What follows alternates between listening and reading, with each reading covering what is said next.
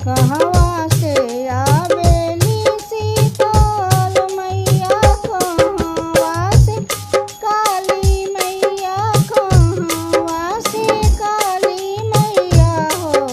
सखियो कहवा से आवे दुर्गा मैया, सेवक रैया जो हतारे हो।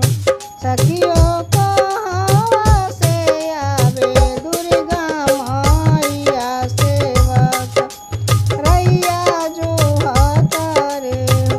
चौकियन से आवेली शीतल मैया, कलकत्ता से काली मैया, कलकत्ता से काली मैया हो।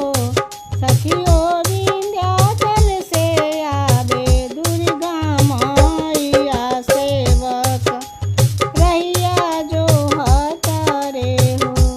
सखियो विंध्याचल से आवे दुर्गा मैया, सेवक रैया जो हतारे हो। कथी चरी आवे शीतल मैया, कथी चरी काली मैया, कथी चरी काली मैया हो।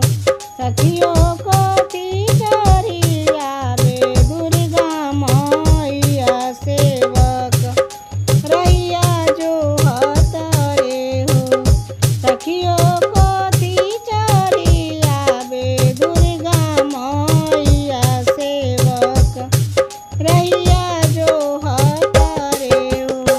कहवा बैठई शेर डोली चढ़ी आवेली शीतल मैया, सिंहा चढ़ी काली मैया, सिंहा चढ़ी काली मैया हो। सखियो शेरा चढ़ी आवे दुर्गा मैया, सेवक रैया जो हतारे हो।